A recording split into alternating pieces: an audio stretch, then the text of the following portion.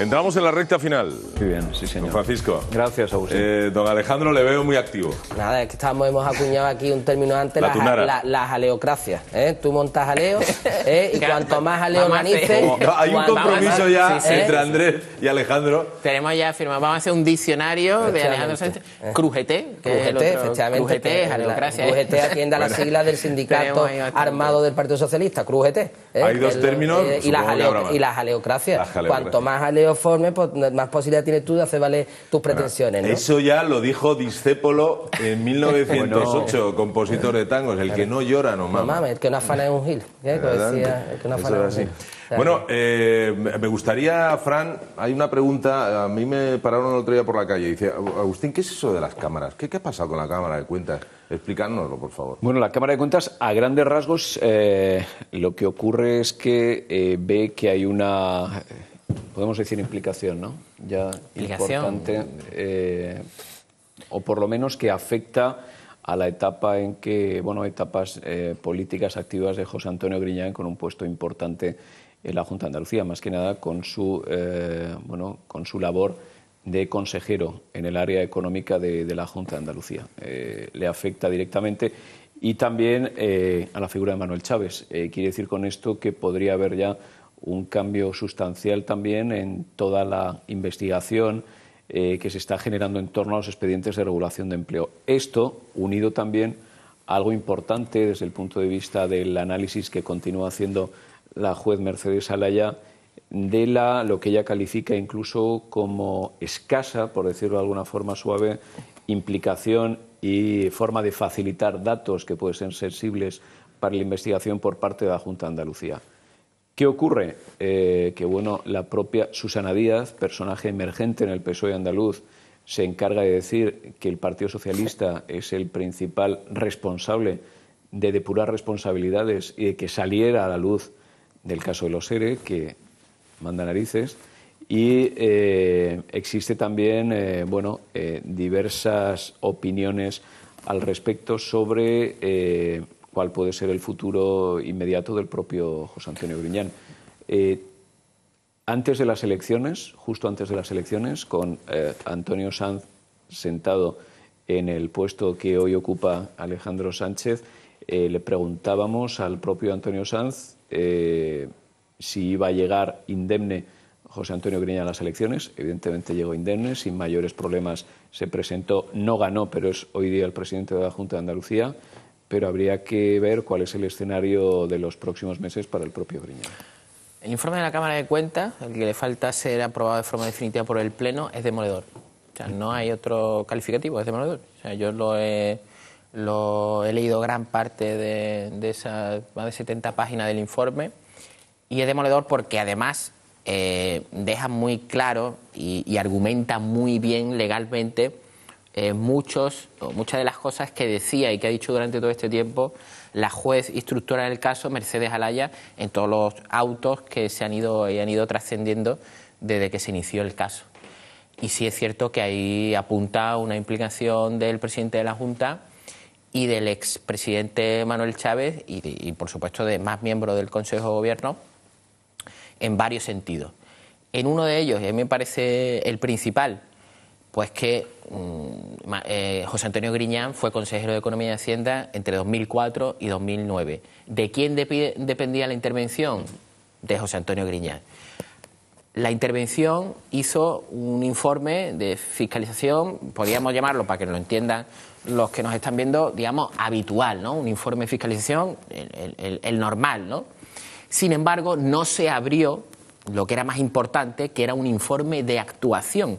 El informe de actuación es el que hubiera encendido ese piloto rojo o la luz roja para que hubiera hecho claramente que se estaba produciendo un menoscabo de fondos públicos y que se estaba produciendo lo que luego se ha demostrado con la instrucción del caso. ¿Qué pasa? Que ese informe no se abrió. Ese informe no se abrió. Si se hubiera abierto ese informe, desde luego hubiera quedado más que patente todas las irregularidades en ese momento y además José Antonio Griñán debería de haber informado al Consejo de Gobierno porque era potestad suya y porque legalmente se establece así. Entonces, la primera gran pregunta, ¿Por qué la intervención que depende de la Consejería de Hacienda, de la que era titular José Antonio Griñán, no abrió un informe de actuación, el del pilotito rojo? Y en segundo lugar, ¿por qué José Antonio Griñán dijo también en su día que no se había leído, porque no le habían llegado los informes que eran habituales o de fiscalización habitual, cuando también ponían de manifiesto irregularidades gravísimas en el procedimiento administrativo? Y luego la segunda pata, que apunta también al presidente de la Junta, y dice claramente que tanto la Consejería de Hacienda como la Consejería de Empleo como la Intervención no hicieron lo que deberían de hacer para subsanar las irregularidades que se estaban poniendo de manifiesto. Entonces, el informe es demoledor, más que demoledor, y además dice también claramente, el director general no tiene la competencia para otorgar estas ayudas. No tiene la competencia y debería haber sido o el viceconsejero o el consejero el encargado de dar estas ayudas. Luego, en 2010, se cambia, digamos, o se hace una especie de torniquete para cambiar el sistema, ¿no? Y se hace una encomienda de gestión, digamos que se encomienda a la agencia IDEA, que es el ente pagador, o sea, con otra fórmula. Esto en abril de 2010. Y dice también claramente este informe que esa fórmula también es irregular y que prácticamente se viene repitiendo las irregularidades anteriores. Eso también lo dijo la juez Mercedes Alaya. Hombre, y también que pone de manifiesto cómo hay un descontrol absoluto, cómo hay ayudas que las compromete la Consejería de Empleo, que luego las paga la Consejería de Innovación. La falta de publicidad y transparencia es absoluta, dice también el Consejo, dice la Cámara de Cuentas, que todas estas ayudas desde el primer minuto, del minuto 1, se deberían de haber pasado por el Consejo de Gobierno. ¿Ese informe está finalizado ya? ¿Es oficial? Al informe lo que le falta es la aprobación definitiva del Pleno de la Cámara de Cuentas. También se ha dicho que, bueno, ha llegado a decir el presidente de la Junta que ni siquiera existía el informe, que no había borrador. Lleva la Cámara de Cuentas trabajando en este informe desde junio del año pasado. Es decir, que no es un trabajo de hace 3 semanas que se presenta aquí con un bosquejo escrito a mano en un folio, ¿no? Sino que se lleva trabajando desde junio del año pasado, porque fue en abril cuando el Parlamento aprobó por unanimidad que fiscalizara la Cámara de Cuentas las irregularidades de los expedientes de regulación de empleo. Incluso hay algún periodista, esto, hablando de la contundencia del informe, que dice qué sería este informe con la partitura de la Cámara de Cuentas y esto puesto en un auto de Alaya, quiero decir, con la prosa punzante de la jueza instructora del caso, porque a mí me ha llamado la atención lo documentado legalmente y lo incisivo que es punto por punto, ¿no? Me parece bastante significativo este informe. Aquí con el informe, que no es supuesto, es real. Lo único que pasa es que falta un trámite, que es que elevado en su momento al Pleno de la Cámara de Cuentas se formalice como tal, lo asuma como tal el Pleno. Lo único ya supuesto es lo que decidan los jueces en las supuestas imputaciones como consecuencia de lo que dice ese informe, que el informe ya no es supuesto. Y el Tribunal de Cuentas. Que no es definitivo. Y el Tribunal de Cuentas. El Tribunal de Cuentas. Pero es que aparte, además del informe, hay otro dato relevante y que trascendía también en la prensa, que era una serie de advertencias hechas por un importante despacho a nivel nacional que colabora habitualmente con la Junta de Andalucía y que ha colaborado en el asunto de los ERE, de los ERE, pero de los ERE de verdad, que después se hacían, que trascendían después a los ERE financiados con el Fondo de Reptiles, advertía que el supuesto legal en el que se basaba el convenio de colaboración famoso, en virtud del cual el primero el IFA y después la agencia IDEA actuaba, había caducado hacía 9 años. Es decir, que hay un doble problema, que es el informe y el hecho de la caducidad del supuesto legal, la base legal en el que se fundamentaba esa posibilidad, esa encomienda a las agencias. Por lo tanto, hay 2 importantes problemas, que es que esa posibilidad de la encomienda no tenía base ni sustrato legal para llevarse a cabo, según lo que dice este importante despacho de abogados. En cualquier caso, lo que sí, Fernando, es que esto, que puede ser otro mecanismo más de controlar y de haber evitado y de haber puesto de una manera pie en pared con el asunto de los ERE, como también lo eran los preceptivos informes del interventor, que al final se obviaban y a lo único que podíamos llegar a tener a POSIT, ¿no? El papelito de estos amarillos encima de los expedientes, una cosa dramática, al final también pues bueno, no ha podido funcionar como debiera haber funcionado. Es decir, el sistema, en un sistema como el nuestro, hay unos mecanismos de control de legalidad de todos los actos administrativos. Está el interventor, fundamental, los habilitados, ¿vale? Y están este tipo de organismos también que fiscalizan de alguna manera toda una situación en la administración, como es el Tribunal de Cuentas. Bueno, pues nada de esto ha podido funcionar porque no se le ha dejado funcionar, es decir, no se le ha dejado. Si hay que preguntarse por qué se tiene que llegar al hecho de la filtración, por qué se tiene que llegar al hecho de que esto salga antes y lo conozcamos antes de que el Pleno decida o vote sobre ese informe. Los medios también fiscalizamos, ¿no? Por supuesto. Decir, ¿no? Sí, pero en el derecho administrativo no figuráis. Pero en el derecho administrativo no figuráis como fiscalizadores en el derecho administrativo. De momento, compañuelo. De momento no existe la figura en el derecho administrativo de que los medios de comunicación sean fiscalizadores de iure, ¿no? O sea, si no de facto, pero no de iure. Si no llegase por los medios de comunicación, probablemente no se hubiera... No, hombre, no. Susana Díaz dijo que si no llegase por ella y el Partido Socialista y la Junta no se conoce lo de los ERE. Vamos, que cuando yo lo escuché en una emisora esta semana, además dio la casualidad que donde se estaba retransmitiendo era en un foro donde había mucho público, ¿no? O sea, la gente saltó a carcajada, ¿no? Yo no sé estas cosas cómo se puede atrever un personaje tan emergente como Susana, esta chica, de decir estas cosas, ¿no? Decir, no, mire usted, y escuchándolo España entera, escuchándolo España entera. No, si nosotros fuimos los que denunciamos el tema del hombre, por favor.